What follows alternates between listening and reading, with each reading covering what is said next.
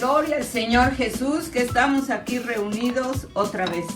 Yo sé que esta situación por la que estamos pasando, pues es un poco difícil, pero le damos gracias a Dios porque en medio de esta situación hay palabra del Señor.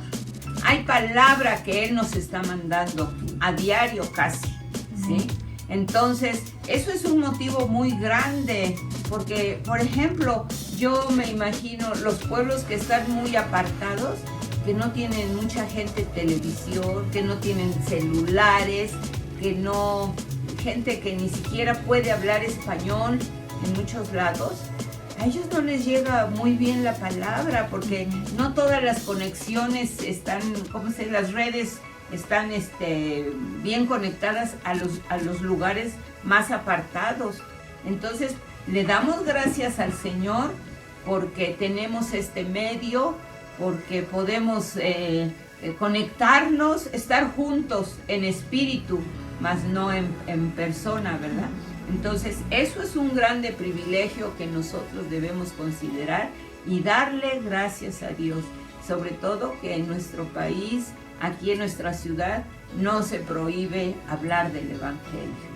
Le damos gracias a Dios por esa bendición tan grande que no merecemos. Vamos a orar, hermanos, para que el Señor nos ayude, nos bendiga en esta hora y que su palabra bendita llegue a nuestros corazones, nos aliente a seguir adelante, hermanos, a que si alguien está desanimado, a que si alguien está triste por algún problema, ya sea porque no tiene trabajo, porque está enfermo, porque, en fin, por muchas situaciones como las que estamos, porque el encierro a veces no se aguanta, ¿sí?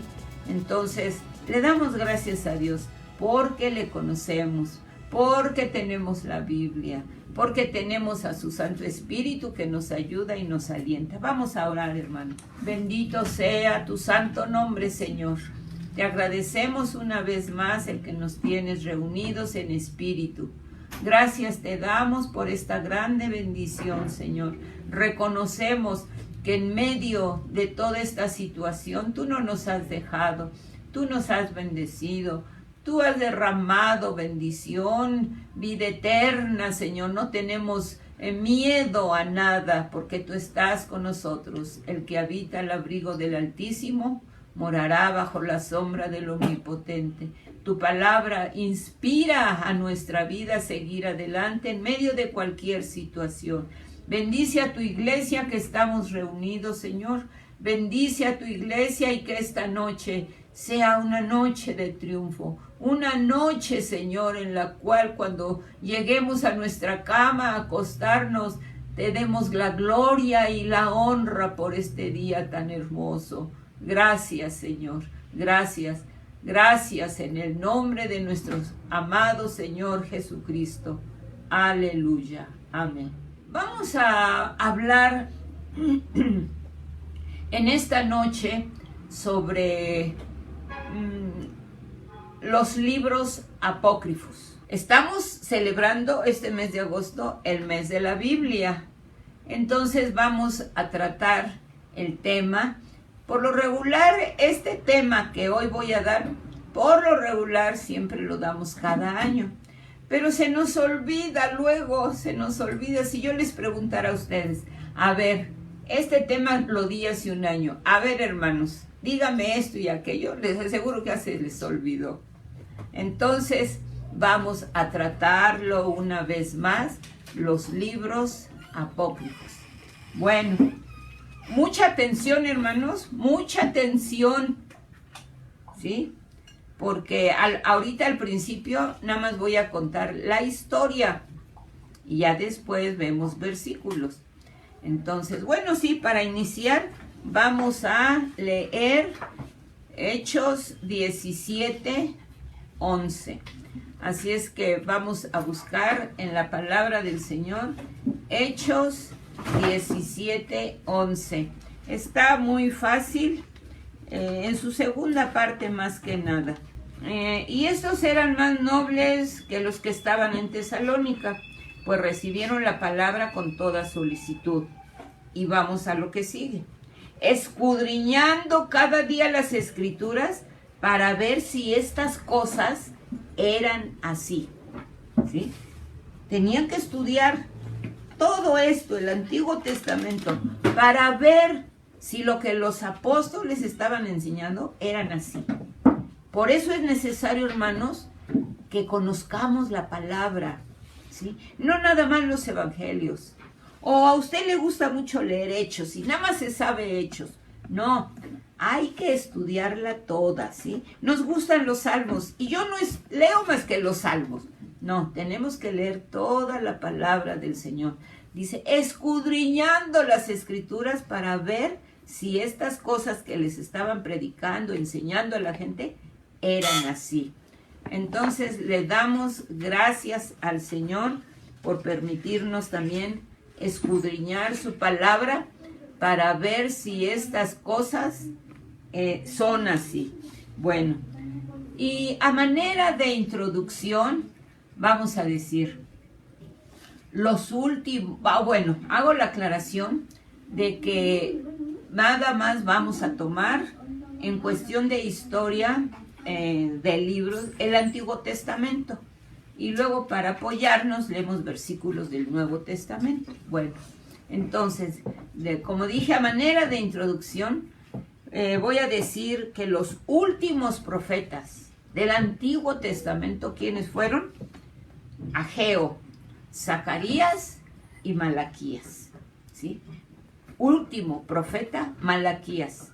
Existió la palabra a través de Malaquías 400 años antes de Cristo. Entonces, después de esos tres profetas, Dios ya no habló al pueblo de Israel por 400 años, hasta el nacimiento de Jesús y el nacimiento de Juan el Bautista. Hasta ahí empezó ya a hablar el Señor al padre de Juan el Bautista cuando le dijo que le iba a dar un hijo en su vejez. 400 años, conocidos por los 400 años del silencio de Dios. No más profetas, no más revelación, no más palabra a Israel. Dios dejó de hablar.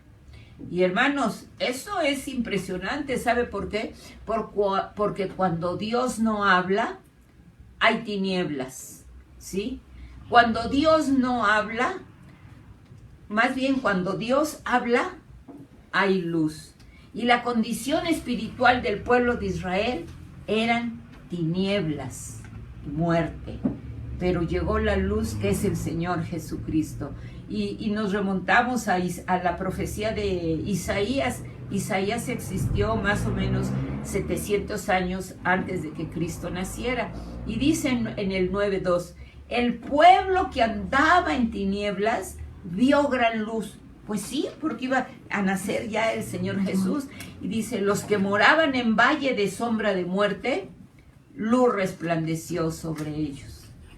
El día de hoy, Dios le habla al mundo a través de su palabra. Y la palabra es el Señor Jesucristo. Mi hermano, preocúpate cuando no escuches la voz en tu corazón.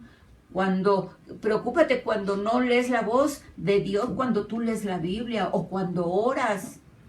Sí, preocúpate, porque Jesucristo es luz. Alabado sea el nombre de Cristo. Gloria al Señor. Ahí donde está, hermano, hermano, aunque usted esté solito o con gente, ahí alabe al Señor. Gloria a Dios, gloria a su nombre.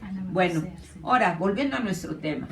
El Antiguo Testamento, o sea, hasta Malaquías, se cerró 400 años antes de Cristo, con libros inspirados por el Espíritu Santo, ¿sí? Porque todo esto fue inspirado por Dios, ¿sí? Bueno, escritos estos libros del Antiguo Testamento, déjame marcar aquí, porque si no me confundo, aquí.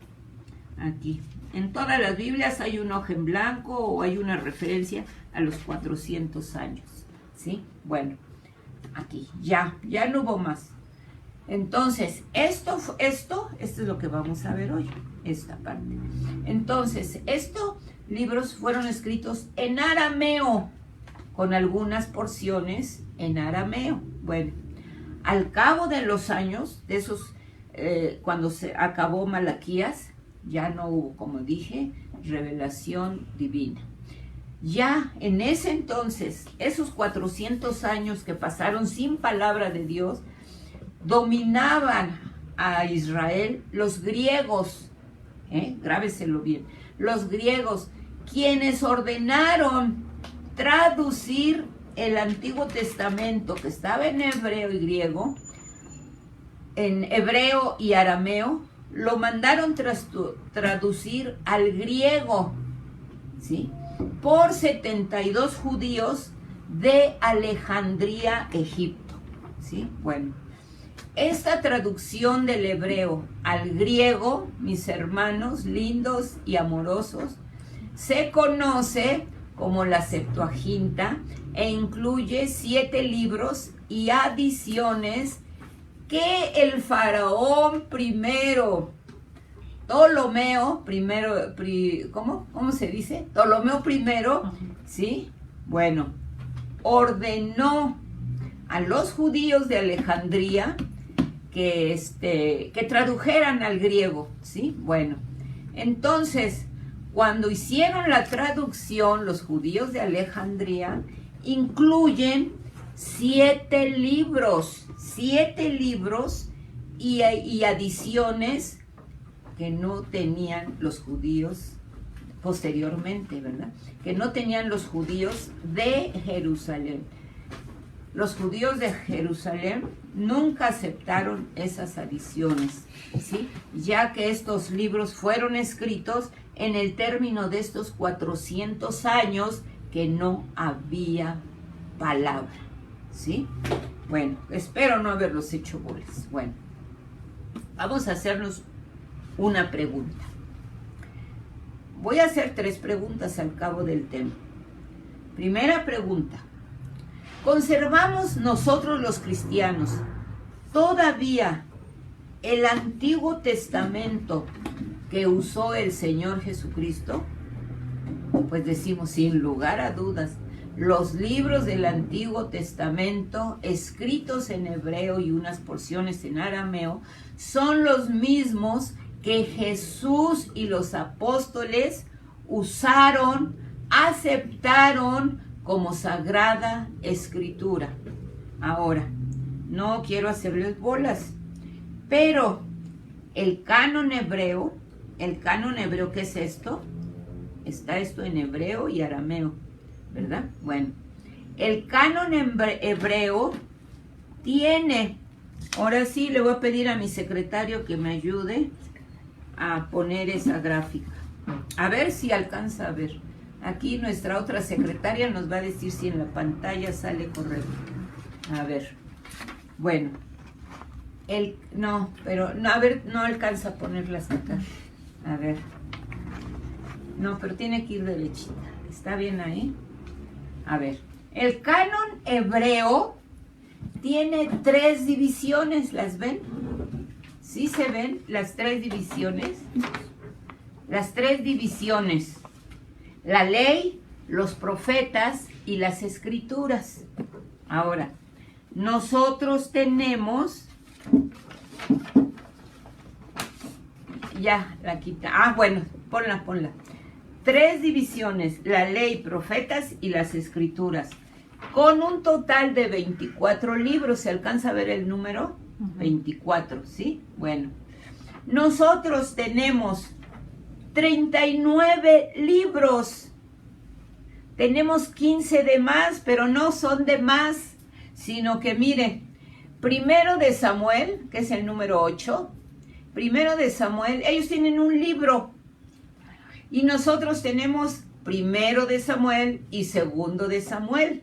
Entonces tenemos un libro de más, aquí le estoy poniendo un 1. Segundo, ahora el canon hebreo tiene Reyes. Nosotros tenemos Primero de Reyes y Segundo de Reyes. Entonces tenemos un libro de más. Luego, En el número 13 dice los 12, que es de Oseas a Malaquías. Oseas, Joel, Amós, Abdías, Jonás, Nahum, Habacuc, Sofonías, Ageo, Zacarías y Malaquías. Son 12. Nosotros tenemos 12 libros. Ellos nada más tienen uno. ¿Sí? Entonces hay una diferencia de 11 libros. ¿Sí? Luego, las escrituras, hasta abajo dice Esdras y Nehemías en un solo libro. Y nosotros tenemos Esdras un libro y Nehemías otro libro. Así es que tenemos un libro de más. Y luego, en Crónicas sucede lo mismo. Ellos tienen Crónicas, un libro. Y nosotros tenemos primero de Crónicas y segundo de Crónicas. Esos libros, no sé si aquí alcanzan a ver. Esos libros, a ellos les suman 24. A nosotros, 24, más este total de 15 libros, nos dan los 39. ¿Sí? ¿Sí me entendieron? Bueno, ni modo que los oiga y me digan que sí, pero espero con la ayuda del Señor que sí hayan entendido. Bueno, entonces, un día Jesús habló a los líderes de Jerusalén acerca del martirio de los profetas desde el Génesis hasta el final del Antiguo Testamento. ¿Sí? Bueno, pero el Señor Jesucristo, usted dirá, si el Señor Jesucristo les dijo una porción de Crónicas, segundo de Crónicas, entonces el Espíritu de Dios vino sobre Zacarías, hijo del sacerdote Joiada, y puesto en pie, donde estaba más alto que el pueblo, les dijo, así ha dicho Dios, ¿por qué quebrantáis los mandamientos de Jehová? No os vendrá bien por ello, porque por haber dejado a Jehová, él también os abandonará. Y en el 21, pero ellos hicieron conspiración contra él, y por mandato del rey lo apedrearon hasta matarlo en el patio de la casa de Jehová. Bueno, en lo que mi hermana lo busque en la concordancia, se los debo el versículo para el rato. Les dice a los que estaban oyéndolo, desde el martirio, búscalo en sangre, en la sangre de Abel, desde el martirio, desde Abel hasta el último profeta, ¿sí? El primero y el último. El Señor usa Génesis y segundo de Crónicas, que es el último del canon hebreo. ¿Sí lo alcanzan a ver? La iglesia, ¿usó Jesús el mismo canon que nosotros usamos? Sí, pero en distinto orden. Nosotros, con 5 divisiones y 39 libros, y el canon hebreo, con 3 divisiones y 24 libros. Bueno, ahí quedó la primera pregunta. Segunda pregunta, ¿por qué la Iglesia Católica Romana tiene un Antiguo Testamento más grande en cuanto a libros? Nosotros tenemos 39 en total del Antiguo Testamento. Ellos tienen, auméntele 7, ellos tienen 46 libros más 2 adiciones al libro de Esther y Daniel. Bueno, vamos a ver. Ponga atención a su memoria. Ponga atención. Vamos a ubicarnos en el año. Ya encontró el versículo. Mateo 23, 35. Mateo 23, 35. Dice así. Dice, dijo Jesús, para que venga sobre vosotros toda la sangre justa que se ha derramado sobre la tierra, desde la sangre de Abel el justo hasta la sangre de Zacarías, hijo de Berequías, a quien matasteis entre el templo y el altar. Es la cita que cité en segundo de Crónicas 24, 20 y 21. Bueno, mire bien que me sé esa cita y la otra no me la sé. Bueno, entonces vamos a ver. Nos ubicamos en el año 1500 de nuestra era. En esa época existió un monje católico llamado Martín Lutero. Él ministraba en la catedral de Wittenberg, Alemania. Él no era salvo, a pesar de ser un monje, un fraile, de una catedral, imagínense. Él no era salvo, no conocía la salvación, pero eso no le satisfacía el alma, no le llenaba. ¿Sabe por qué? Él no aceptaba en su interior que el pueblo católico era enseñado a la adoración a las imágenes, a tanta invención y engaño de doctrinas que no eran acordes con la Biblia. Eso lo irritaba. Pero un día leyendo la Biblia, encontró un versículo 3 veces mencionado en la Biblia: el justo por la fe vivirá. Y allí en esa catedral tan grande y hermosa, pero vacía de la presencia de Dios, él solito, con la ayuda del Espíritu Santo, encontró la salvación.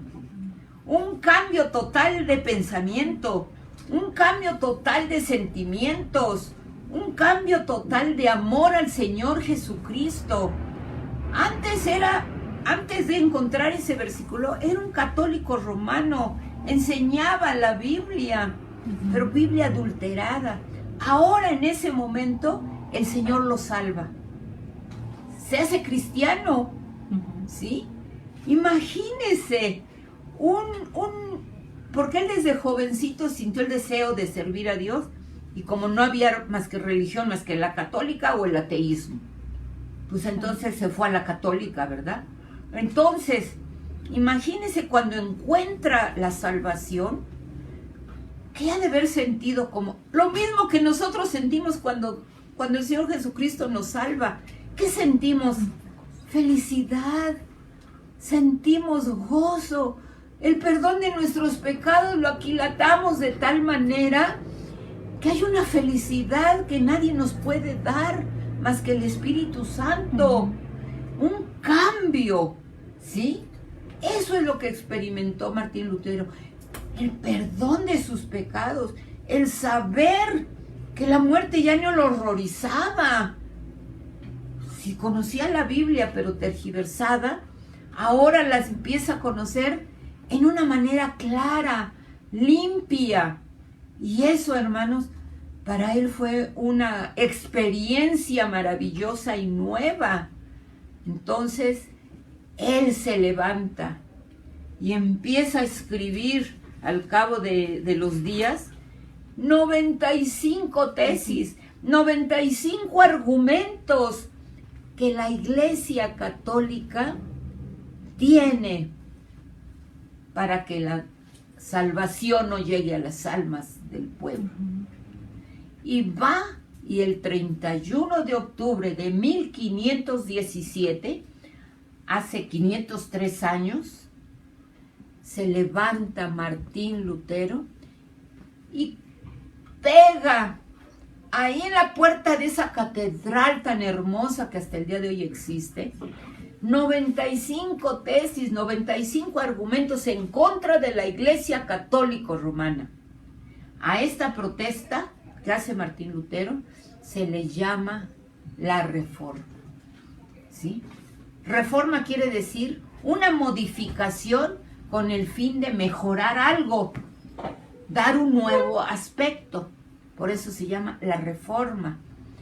A esa reforma, a esa protesta que hace Martín Lutero, añádale que no es por casualidad, sino por la obra de nuestro Señor, que Juan Gutenberg encuentra la manera de hacer la imprenta. No sé cómo se diga su método, ¿verdad? Bueno, pero empieza la imprenta. Y gracias a eso, ese hombre hace los folletos de Martín Lutero. Según la historia dice que fue y los descolgó de la catedral y empezó a imprimirlos. Y se empezó a repartir por toda Alemania. Pero a la Iglesia Católica Romana se le empezó a ir mucha gente en Europa.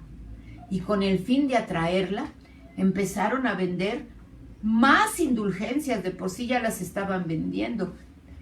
Las indulgencias sea vender la salvación. ¿sí? Si tienes un familiar que está en el purgatorio, lugar que no existe en la Biblia, antes de que tu moneda llegue al fondo de este baúl, porque tenían sus baúles, ya el alma salió del purgatorio. Hermanos, entonces empezaron a sacar más almas del purgatorio, ¿sí?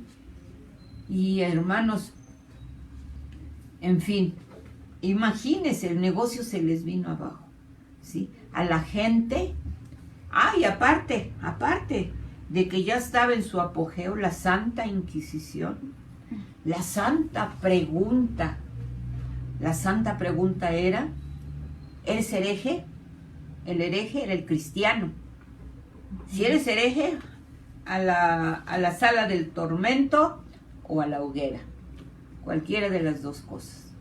Entonces, imagínense, ahora a la gente le hicieron llevar una religión cómoda y fácil, hasta la fecha, ¿sí?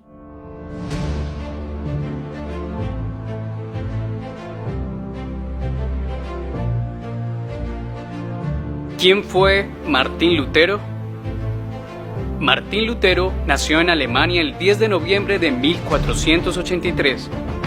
A sus 22 años ingresó al monasterio agustino de Erfurt. Estaba obsesionado con el tema de la salvación, pero pronto se volvió un lector apasionado de la Biblia, que le fue dando las respuestas que necesitaba. En 1507 se ordenó como sacerdote y se dedicó a dictar cursos en la Universidad de Wittenberg. Cuando profundizó en el estudio del libro de Romanos, leía que el justo por la fe vivirá. Él sentía que la justicia de Dios cobraba un nuevo sentido. Desde ese mismo momento ya vivía internamente sus crisis respecto a las directrices de la Iglesia Católica, que se acentuaron cuando conoció a Roma y fue testigo de una ciudad impía con pecados manifiestos. Cuando regresó a Alemania, algo en su alma estaba por estallar. Solo faltaba el pretexto. El propio Papa León X se lo dio, cuando envió a Tetzel, el vendedor de indulgencias, a recaudar dinero para reconstruir la Catedral de San Pedro. Las indulgencias eran el pago de dinero por obtener la liberación de las consecuencias del pecado en la tierra. Tetzel acusó a Lutero de herejía por contradecir la práctica de las indulgencias adoptada por la Iglesia. El 31 de octubre de 1517, Lutero se defendió públicamente de las acusaciones de herejía que le hacía Tetzel, y luego clavó en la puerta de la iglesia de Wittenberg sus 95 tesis. El escrito, que repudiaba las indulgencias y otras cuantas prácticas de la iglesia, causó revuelo de inmediato. La iglesia citó a Lutero para que se retractara, pero a pesar de la presión, este no lo hizo. Más adelante se casó y tuvo 6 hijos. Martín murió a sus 63 años. Cuando sintió que todo terminaba, comenzó a orar diciendo: Padre Celestial, eternamente misericordioso Dios, me has revelado a tu amado Hijo, nuestro Señor Jesucristo. A Él he confesado, a Él he proclamado, a Él amo, a Él honro como mi Salvador y Redentor, a quienes los impíos persiguen con sorna y burla. Oh Señor, toma mi alma. Y esto era a que era prohibido leer la Biblia. Además, un libro, no cualquiera lo tenía. Un libro solo lo tenían los ricos. No había imprenta. No había imprenta. Imagínese, mi hermano, imagínese la imprenta. Pues casi se inauguró con lo de Martín Lutero. Así es que solo los ricos podían tener un libro. Bueno, entonces veamos. Y como reacción, imagínense, Roma, el Vaticano. No, hombre. Como reacción a las nuevas iglesias reformadas y en contraposición, y como resultado, hermano, llamémosle la Reforma Protestante, la Iglesia Católica Romana, el Papa condenó la disquerejía de la Reforma de Martín Lutero. El Papa romano Paulo III, que ojalá se haya arrepentido cuando murió, pero quién sabe, solo Dios sabe, hace convocación para celebrar el Concilio de Trento. esto que de Martín Lutero en su catedral que puso la protesta fue en 1517. Pasaron casi 30 años. En 1545, ese Papa Romano Paulo III convoca a celebrar el Concilio de Trento en Italia, aceptando como escritura sagrada y genuina los 7 libros que yo les conté al principio, que se escribieron en la época donde Dios ya no hablaba. Y se les dio el nombre 7 libros y porciones añadidas, el nombre de apócrifos. Apócrifo quiere decir, fíjese, busque ahí en su diccionario, oculto, secreto, fingido, falso.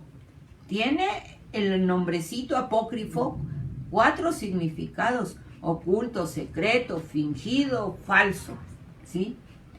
El Nuevo Testamento, yo les leí ahorita un versículo donde el Señor Jesús hace mención del Antiguo Testamento, ¿sí? El Nuevo Testamento nunca cita algún versículo de los libros apócrifos, ninguno. Sin embargo, el Nuevo Testamento, las prédicas de los apóstoles siempre fue basándose en versículos del Antiguo Testamento. Ahora, vamos a ver, los mismos libros no aseguran ser escritura inspirada ni obra de un profeta reconocido, ¿sí? Bueno, estos libros con sus añadiduras son, apréndaselo, libro de la sabiduría, eclesiástico, como les gusta mucho Eclesiastés, hicieron una imitación de Eclesiastés e hicieron el eclesiástico con sus variantes. Tobías, Judith, 1 de Macabeos, 2 de Macabeos, Baruch con la carta de Jeremías. Resulta que el libro de Baruch dice que a Jeremías, el profeta del Antiguo Testamento, se le olvidó el capítulo 6, que nosotros lo tenemos registrado como capítulo 6, que se le olvidó incluirlo en sus profecías a Jeremías. Y Baruch, por buena gente, Baruch era el secretario de Jeremías. Jeremías le dictaba lo que Dios le iba revelando, era su secretario. Y Baruch, a Jeremías se le olvidó el capítulo que tenemos como 6, y Baruch, cuando hizo el libro, pues le incluyó también. Imagínense, bueno. Y las adiciones a Esther. Esther acaba en el capítulo 10, verso 3, y en los libros apócrifos del 10 al 4, al capítulo 16, 24, añade todo eso, ¿sí? Bueno, así es que añade varios capítulos, 11, 12, 13, 14, 15 y 16. 6 capítulos más versículos, ¿verdad? Del primero. Bueno, las adiciones a Daniel, oración de Azarías, el cántico de los 3 jóvenes, Susana, Bel y el dragón. Abarca también el capítulo 3 del 24 al 90 y capítulo 13 y capítulo 14. Esas son las añadiduras. Bueno, vamos a ver estas añadiduras y libros apócrifos. ¿Por qué no los acepta la iglesia cristiana? Para esto voy a usar la Biblia católica de Torres Amat, Félix Torres Amat. Y igual que nosotros hay muchas revisiones, hay muchas Biblias con Biblias iguales, ¿verdad? La Biblia es la misma para todos los cristianos, pero hay muchas con distintos nombres, que el arco iris porque le pone colores, porque la apología quiere decir defensa del evangelio, y entonces trae versículos donde dice argumentos en contra de los que no creen en muchas cosas, ¿verdad? Entonces defiende y tiene anotaciones por qué se llama apologética. La Biblia de profecía, porque en la misma Biblia da puede tener estudios, anotaciones de profecía, el por qué esta profecía, y dan más datos, ¿sí? Pero son estudios, no es que estén agregados a la Biblia. Nosotros tenemos exactamente la misma Biblia que los hebreos. Ellos en hebreo y arameo, o en sus idiomas que ahora hablen, no sé cuáles sean, y nosotros, cada país pues en su idioma, ¿verdad? Entonces, vamos a ver, mire, Mateo 22, 29, dice, aquí tengo mis versículos para que ya no los esté yo buscando. Mateo 22, 29 es un versículo que todos nos sabemos. Erráis, ignorando las escrituras y el poder de Dios. Eso se los dijo a los fariseos de aquel tiempo. Y luego el Señor Jesús dice, escudriñad las escrituras, porque a vosotros os parece que en ellas tenéis la vida eterna, y ellas son las que dan testimonio de mí. Simplemente en ese versículo, no hago, aunque ese no lo tengo como apócrifo, ¿verdad? Pero dice, escudriñad las escrituras, erráis ignorando las escrituras. Es lo que hace la Iglesia Católica Romana, porque dice, porque en ellas encontraréis la vida eterna, dijo Jesús. Sin embargo, ellos, vamos a ver cómo ni siquiera mencionan la vida eterna. Bueno, sí la mencionan, pero ya en la práctica la gente ni sabe qué es eso. Bueno, entonces vamos a ver, ahorita entramos a los estudios, ¿verdad? Entonces uso la Biblia de Félix Torres Amat. Sí, está la de Ferry Torres Amat, la de Nácar y Colunga, las ediciones Paulinas, la Biblia de Jerusalén. ¿Qué más? Bueno, yo tengo casi todas esas, pero no me las sé todas de memoria. Bueno, vamos a ver, entramos a lo primero. La introducción a Tobías. La introducción a Tobías. Aquí Anita me va a asesorar, ¿verdad? La introducción a Tobías dice así. Allí donde el arcángel manda anunciar las maravillas de Dios, dice así, dice el arcángel, escribid en un libro todo lo acaecido. Tobías, pues, y su hijo, según parece, son los autores principales de este bello libro, perfeccionado más tarde. O sea que en ese momento no estaba perfeccionado. Hágame favor, hágame usted el favor. El Señor nunca mandó a un arcángel a que dijera todo esto. Bueno, tenemos el libro de, aquí me los vas poniendo, Eclesiástico. Eclesiástico en su prólogo dice, de aquí es que mi abuelo Jesús, después de haberse aplicado con el mayor empeño a la lectura de la ley y de los profetas y de otros libros que nos dejaron nuestros padres, quiso él, el abuelo, también escribir algo de estas cosas tocantes a la doctrina y a la sabiduría, a fin de que los deseosos de aprender bien instruidos en ellas, atiendan más y más a su deber, y que nos perdonéis si algunas veces os pareciere que al copiar este retrato de la sabiduría flaqueamos en la composición adorno de las palabras. Así es que perdonemos a este abuelito que quiso adornar bonito la palabra. Tenemos en segunda de Macabeos 2, 26 y 27. Hemos procurado en el capítulo 2, capítulo 2, versículo 26 y 27. Hemos procurado escribir esta carta hemos procurado escribir esta de un modo que agrade a los que quieran leerla y que los aplicados puedan más fácilmente retenerla en su memoria y sea generalmente útil a todos los que la leyeren. Bueno, Ahora, según la Biblia de Jerusalén, sobre este texto, en la página, esta es Biblia de Jerusalén, mira, Biblia de Jerusalén, sí la ve, ¿verdad? Página 577, dice, se escribió en hebreo, pero solo se conserva en una traducción griega, imitación de las antiguas crónicas de Israel y las intenciones del autor, porque por mucho que se extienda en narrar los sucesos de la guerra, el autor quiere relatar una historia religiosa. El libro escrito originariamente es en griego.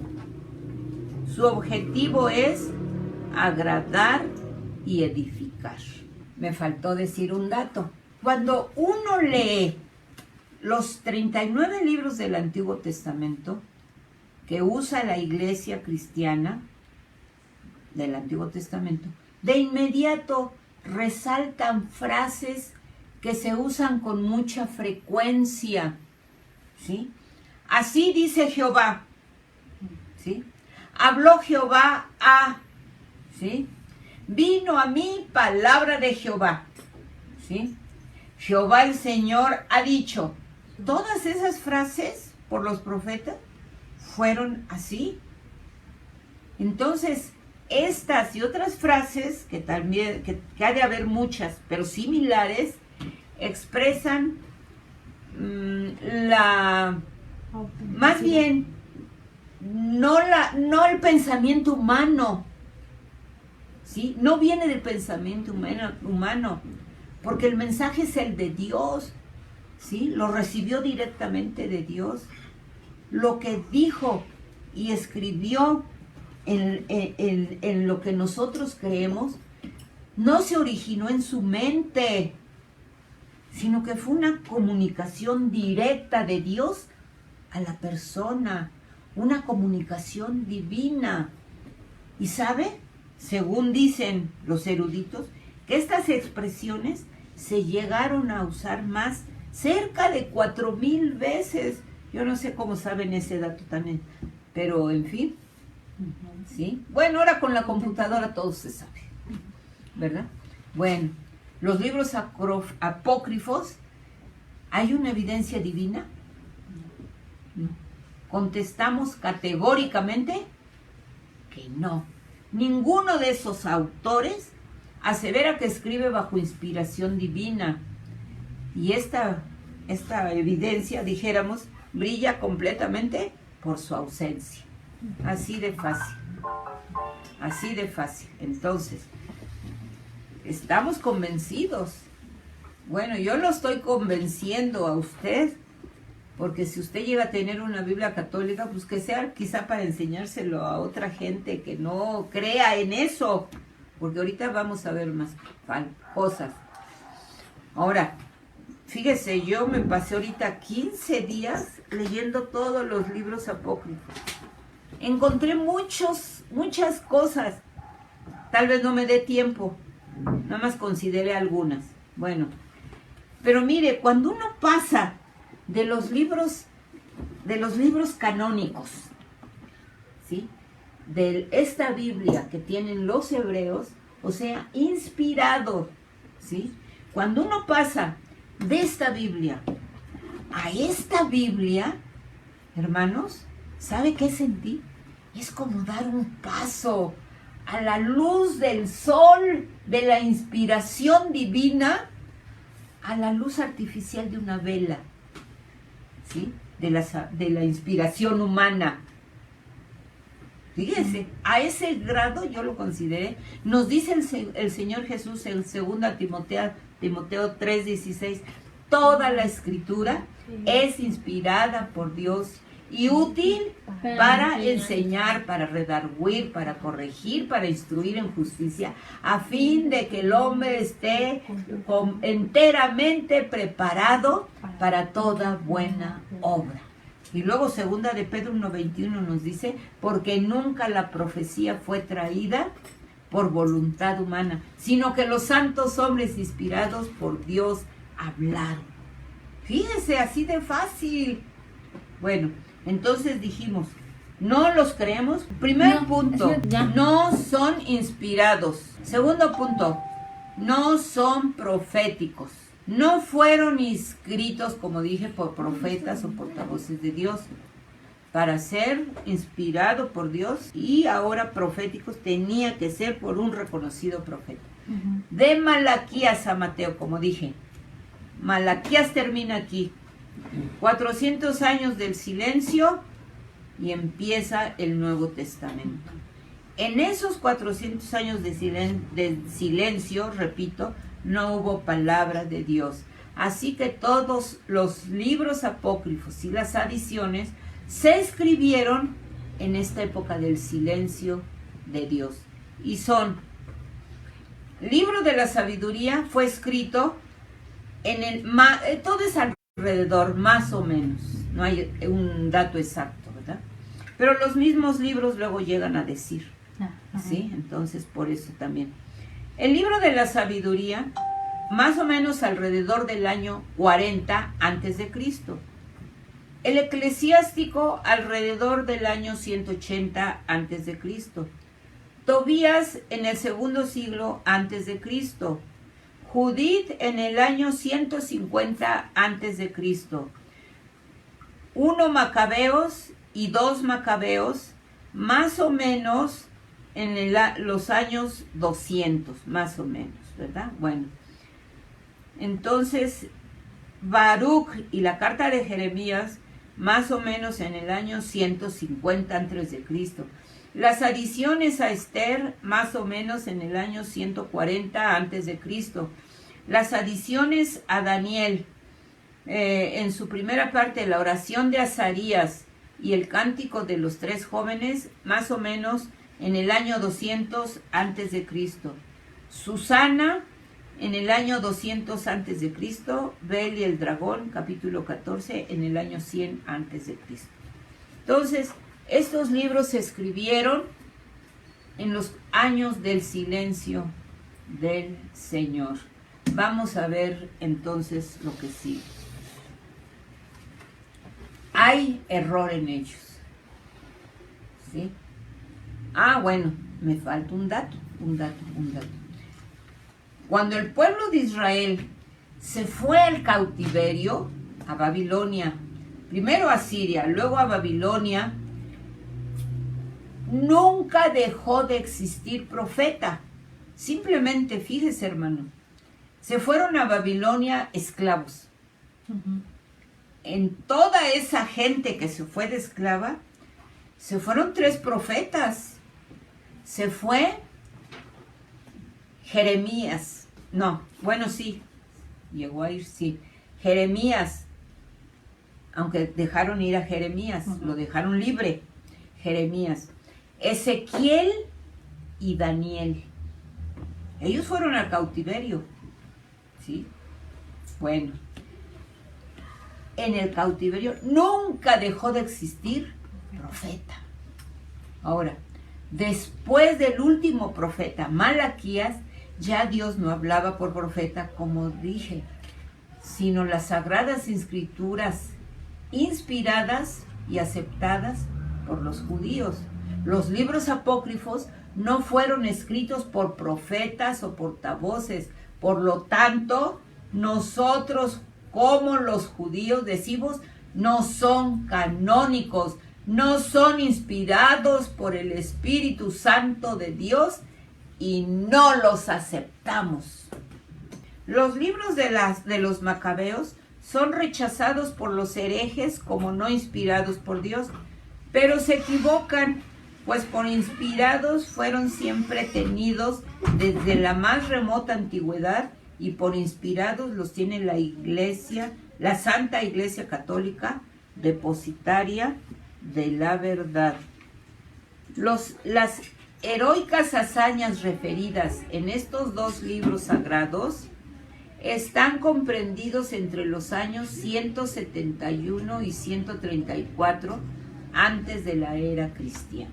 Ellos mismos lo dicen. ¿Sí? Bueno, Entonces tenemos, no son inspirados, no son proféticos y hay error en ellos. Miren, como dije, nada más voy a dar unos ejemplos, porque si no me estoy aquí creo que 3 horas.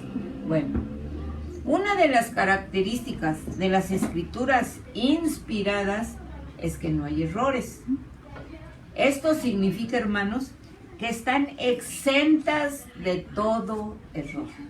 Porque, como dije hace rato, el versículo de 2 Timoteo 3:16, toda la escritura es inspirada por Dios. No hay escritor humano, no. Bueno, el escritor fue el humano. El que dictó todo fue el Espíritu Santo, ¿verdad? Bueno, Dios no miente.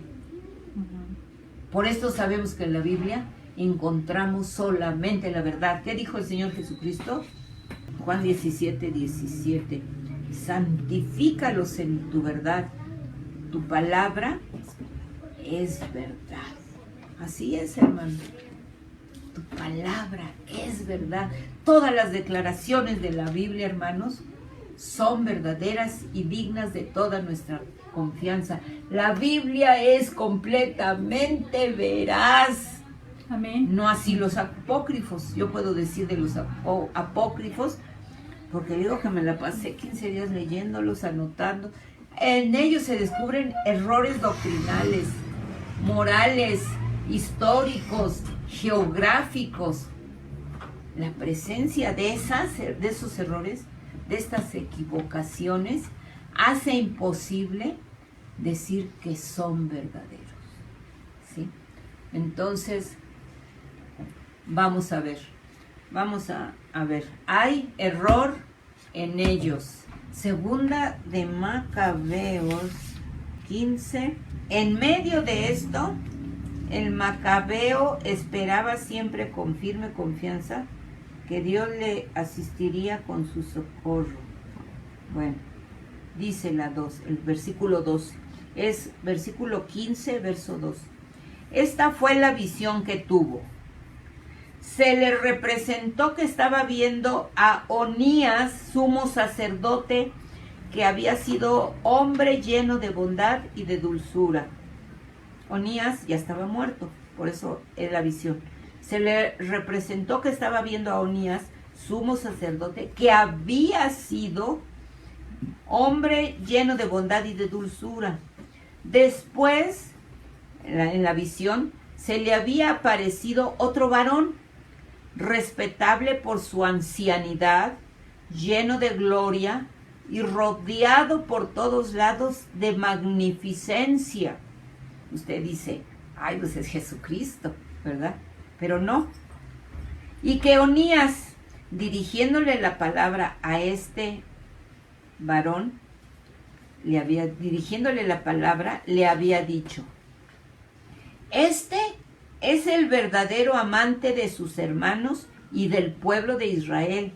Este es Jeremías, profeta de Dios, que ruega incesantemente por el pueblo y por toda la ciudad santa. Y que luego Jeremías extendió su derecha y entregó a Judas una espada de oro. Ahora, el macabeo vivió en el año 200 según la historia, antes de Cristo.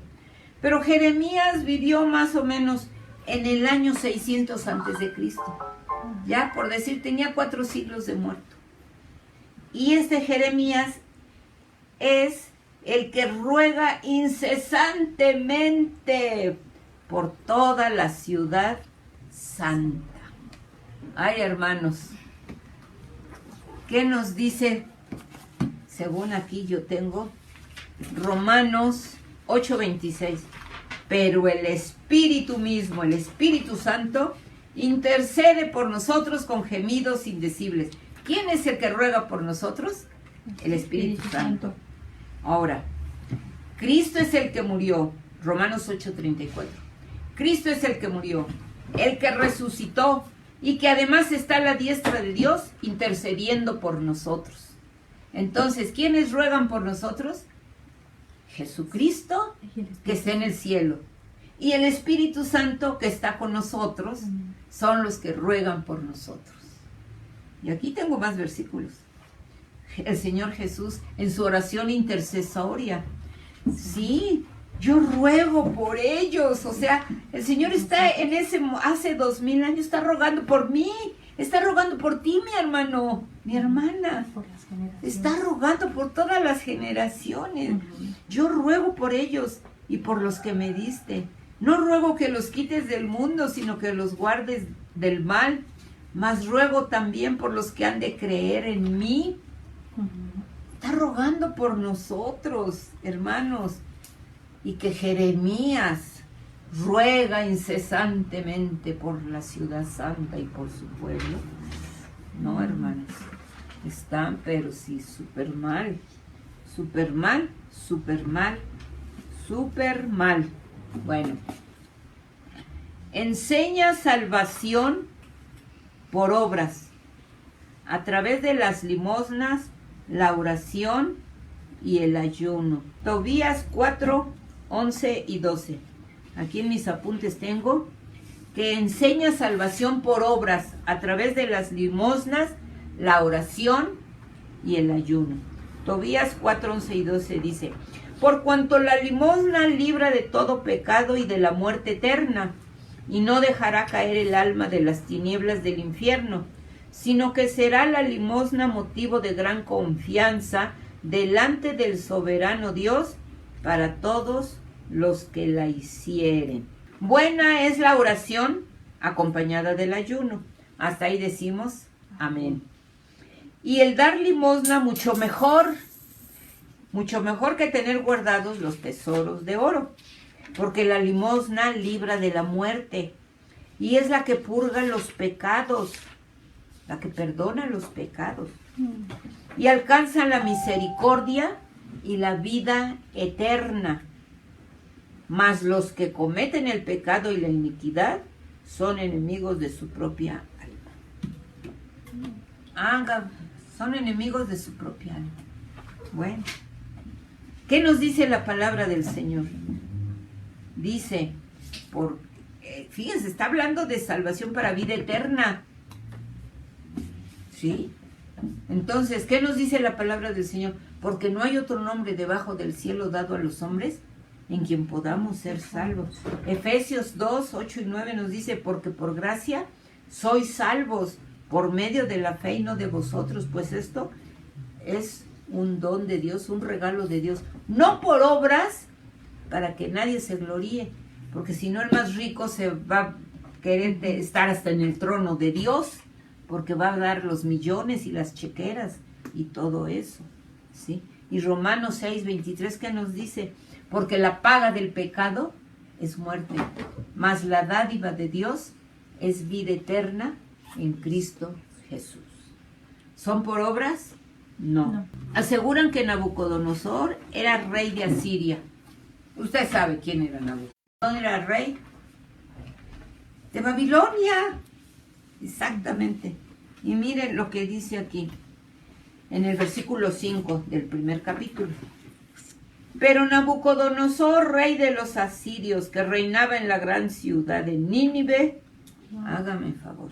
Y luego en el versículo 10 lo vuelve a repetir. A todos estos envió embajadores Nabucodonosor, rey de los asirios. Y luego en el capítulo 2, verso 1, el año 13º del reinado de Nabucodonosor, a 22 del mes primero, se celebró consejo en el palacio de Nabucodonosor, rey de los asirios. Ahora, en su misma Biblia, dice aquí, en Daniel 1:1, en el año 3 del reinado de Joaquín, rey de Judá, vino Nabucodonosor, rey de Babilonia, contra Jerusalén y la sitió. En su misma Biblia está diciendo que Nabucodonosor es rey de los asirios y rey de Babilonia. Y luego tenemos, aprueba las oraciones y sacrificios expiatorios por los muertos. Página 1019. Ahora, si usted está apuntando las páginas, déjeme decirle que puede encontrarse una Biblia de Félix Torres Amat de este tamañito. Entonces puede ser otras páginas. Yo nada más apunté las páginas para no estar buscando, porque no me sé de memoria los libros apócrifos, en dónde los encuentro, si más acá, si más allá, por eso apunté las páginas. Bueno, en este error vamos a ver, aprueba las oraciones y sacrificios expiatorios por los muertos. 2 Macabeos 12. Al día siguiente fue Judas con su gente, Judas Macabeo. Al día siguiente fue Judas con su gente para traer los cadáveres de los que habían muerto en el combate y enterrarlos con sus parientes en las sepulturas de sus familias. Y encontraron debajo de la ropa de los que habían sido muertos algunas ofrendas de las consagradas a los ídolos, cosas prohibidas por la ley a los judíos, con lo cual conocieron todos evidentemente que esto había sido la causa de su muerte, por por haberse llevado los ídolos escondidos debajo de su ropa. Y enseguida, poniéndose en oración, rogaron a Dios que echase en olvido el delito que habían cometido. Y habiendo recogido en una colecta que mandó hacer 12,000 dracmas de plata, las envió a Jerusalén a fin de que se ofreciese un sacrificio por los pecados de estos difuntos. Es pues un pensamiento santo y saludable el rogar por los difuntos, a fin de que sean libres de las penas de sus pecados. Imagínese, primero está diciendo que los muertos habían muerto por llevar escondidos en su ropa ídolos, ¿verdad? Ídolos consagrados. Bueno, y que esa era la causa de su muerte. Pero que Dios olvidara el delito que habían cometido de los que murieron. Fíjese, esa es una. Y la otra, que hicieran sacrificios por los pecados de estos últimos, para que fueran perdonados sus pecados. Que Dios olvidara el delito. Ay, hermanos, de veras, ¿sí? Mire lo que dice Miqueas 7, 18 y 19. ¿Qué Dios como tú, que perdonas la maldad y olvida el pecado? Sepultarás nuestras iniquidades y echarás en lo profundo del mar nuestros pecados, pero no de los muertos. Nosotros nos regocijamos porque ha perdonado nuestros pecados. Sí, Dios perdona los pecados de los que viven, porque la paga del pecado es muerte, muerte física y muerte eterna. ¿Sí? Entonces, pues imagínense, por eso los católicos cuando hacen una misa, ruegan por los difuntos y con eso se consuelan. Se consuelan. Y pues imagínense, el más rico, pues voy a hacer misas diario para que mi alma esté tranquila. No, hermanos, no nos cabe eso en la mente. Aquí el libro de Tobías, ya casi acabamos. Tobías, su papá se las cuento rápido. Su papá le dice: hijo, necesito que vayas a tal lugar, porque fíjate que ahora que estamos pobres, fulano me debe un dinero, aquí tengo el recibo, ve a cobrarlo. Pero como Tobías era ciego y el papá era ciego, entonces dice, pues que Dios me ayude a llegar allá, pues, ciego, imagínense. Entonces, sale de su casa Tobías y dice, encuentro un joven gallardo. Y le dice, ¿tú quién eres? Y le dice, yo soy Azarías de la tal tribu de Israel. Versículos más tarde dice que era un arcángel. Entonces el arcángel no va a ser de tal tribu, dice de su padre Azarías. Ahí ya después se revela que él es Rafael.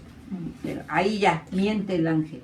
Entonces le dice el ángel, yo te acompaño a donde vas. Ay, pues muy bien, se le dio mucha alegría. Entonces, ahí van caminando, y se va a lavar los pies Tobías y le sale un pez, dice que un pez disforme, será deforme, ¿no? Para tragárselo. Pero entonces lo agarra y le dice el ángel, eso sí se los voy a leer, le dice el ángel, desentraña ese pez y guarda su corazón y la hiel y el hígado, pues estas son cosas necesarias para útiles medicinas. Hecho lo cual, asó parte de la carne del pez de que llevaron para el camino y salaron el resto para que les sirviese hasta llegar a donde iban. Entonces Tobías preguntó al ángel diciendo, dime, te ruego, hermano mío, Azarías, ¿para qué remedio serán buenas estas partes del pez que me has mandado guardar? Y respondió el ángel, si pusieres sobre las brasas un pedacito del corazón del pez, su humo ahuyenta todo género de demonios, ya sea del hombre, ya de la mujer, con tal eficacia que no se acercan más a ellos. La hiel sirve para untar los ojos que tuvieren alguna mancha o nube, y con eso sanarán. Esto es brujería.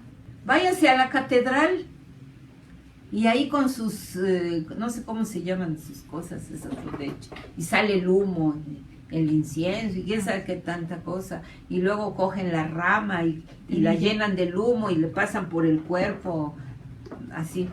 Esto que le dice el ángel es brujería. Entonces van por el camino y dice, vamos a hospedarnos acá. Ah, mira, ahí es buen hospedaje. Y ahí la hija del dueño dice, son muy ricos ellos, pero se ha casado 7 veces y 7 veces queda viuda, se mueren los esposos y ella es virgen y 7 veces, pero son ricos, te conviene, pídela por esposa. Ni tan tonto el ángel, ¿verdad? Bueno, y entonces ya llegan ahí y le dice el ángel, entonces le dijo el ángel Rafael, ahí ya dice quién es el ángel Rafael. Escúchame, que yo te enseñaré cuáles son aquellos sobre que tiene potestad el demonio. Los que abrazan con tal disposición el matrimonio, que apartan de sí y de su mente a Dios, entregándose a su pasión, como el caballo y el mulo que no tienen entendimiento. Estos son sobre quienes tiene poder el demonio. Mas tú, cuando la hubieres tomado por esposa, entrando en el aposento, no llegarás a ella en 3 días, y no te ocuparás en otra cosa sino en hacer oración en compañía de ella. En aquella misma noche, quemando el hígado del pez, será ahuyentado el demonio. En la segunda noche serás admitido en la unión de los santos patriarcas, o sea, Abraham, Isaac y Jacob, que son los patriarcas de Israel. En la segunda noche serás admitido en la unión de los santos patriarcas. En la tercera noche alcanzarás la bendición para que nazcan de vosotros hijos sanos. Pasada la tercera noche, te juntarás con la doncella en el temor del Señor, llevado más bien del deseo de tener hijos que de la concupiscencia que tuvieres con ella, a fin de conseguir en los hijos la bendición propia del linaje de Abraham. Ándale, imagínate, es pecado que te unas, que te cases y te vayas. Ahora dígame, ¿esto hacen los católicos? Pues no, esto no lo hacen. Bueno, y entonces ya se casa con la muchacha, ahí se casa en su casa y se casa, y entonces le dice, como está ya en la tercera noche de su luna de miel, le dice al arcángel, vete a cobrar el dinero de mi papá, ¿no? Y se va el ángel a cobrar el dinero de su papá, y el papá, y el señor, aquel se dice, y entonces Rafael, el ángel, tomando 4 criados y 2 camellos, pasó a la ciudad donde iba y le devolvió su recibo, cobrando de él todo el dinero. Y cuando regresó le contó a Tobías todo lo que había sucedido e hizo venir consigo a las bodas. Y entonces ya se casan y muy felices y se acabó todo. Y entonces, como el papá también era ciego, guardó lo del pez Y cuando llega a su casa se lo pone al papá y el papá queda automáticamente sano. Y como Tobías también era ciego, entonces le puso también el hígado del pez y el humo y toda esa cosa y quedan sanos. Y ya, bueno, me faltó lo de Judith, pero aquí le dejamos. Para el año que entra me apuro más y vemos lo de Judith. Se los prometo. Entonces, hermanos, ¿qué sacamos con todo esto? Nosotros tenemos la verdad. Nosotros tenemos a Jesucristo. Nosotros no necesitamos de cosas que no sé, de limosnas. No necesitamos de estar todo lo que leímos, ¿sí? No necesitamos nada. Nosotros tenemos a nuestro Señor Jesucristo y tenemos la ayuda del Espíritu Santo y Dios nos bendice y Dios nos ayuda siempre y cuando estemos dentro de su palabra. Ese es el único requisito, que guardemos nuestra vida limpia, santa, que seamos cristianos de oración, que ayunemos, que cumplamos con nuestros deberes de ir a la iglesia, de dar nuestros diezmos, de predicar el evangelio a los que no conocen. No es fuerza que vayamos por la calle y todo eso. Bueno, hay evangelistas, tienen ese don, ¿sí? Y yo admiro a mis hermanos que evangelizan en la calle, los admiro mucho, pero no es fuerza que todos seamos evangelistas, ¿verdad? Entonces vamos, hermanos, a orar y darle gracias, gócese, lea la Biblia, es mes de la Biblia, lea su Biblia. Yo decía, ay Señor, porque tengo que dar el estudio, estoy leyendo estas cochinadas, así le dije al Señor, pero tú sabes bien que esto a mí no me gusta, porque a mí me gusta leer lo que es la palabra de Dios. Señor bendito, te agradecemos este momento que hemos estado dedicado. Señor, es necesario que muchos de mis hermanos abran los ojos, que se gocen de que nosotros tenemos la verdad, que nos gocemos, Señor, de que tú estás con nosotros. No necesito dar limosnas, no necesito hacer mandas, no necesito dar dinero, no necesito hacer muchas cosas, Señor, no necesito hacer brujería, no necesito más que confiar en ti, Señor, que confiemos plenamente en ti, que tú nos vas a ayudar en esta situación en la que estemos, que tú vas a sanar a los que están enfermos, que tú les vas a dar el trabajo a los que piden trabajo, que tú vas a guardar de contaminación a tu pueblo que tiene que andar a ir a sus trabajos, Señor. Tú nos vas a guardar porque confiamos en tu palabra. Tenemos el Salmo 91 que es tan precioso, Señor, que no nos vas a dejar. Tú estás con un pueblo que te va a buscar siempre. Nunca, tú no defraudas, tú no mientes. Tú das más de lo que merecemos, Señor. Es tu misericordia, tu bondad, tu amor lo que nos cubre, Señor. Tu presencia que es tan hermosa. La ayuda de tu Santo Espíritu que nos guía por este caminar en este mundo. Gracias, Padre. Gracias por ello, Señor. Bendice a mis hermanos que en esta noche estuvieron reunidos. Gracias por cada uno de ellos. Te alabamos y te bendecimos en el nombre de Cristo Jesús. Aleluya. Amén. Señor sea con ustedes, mis hermanos. Dios les bendiga.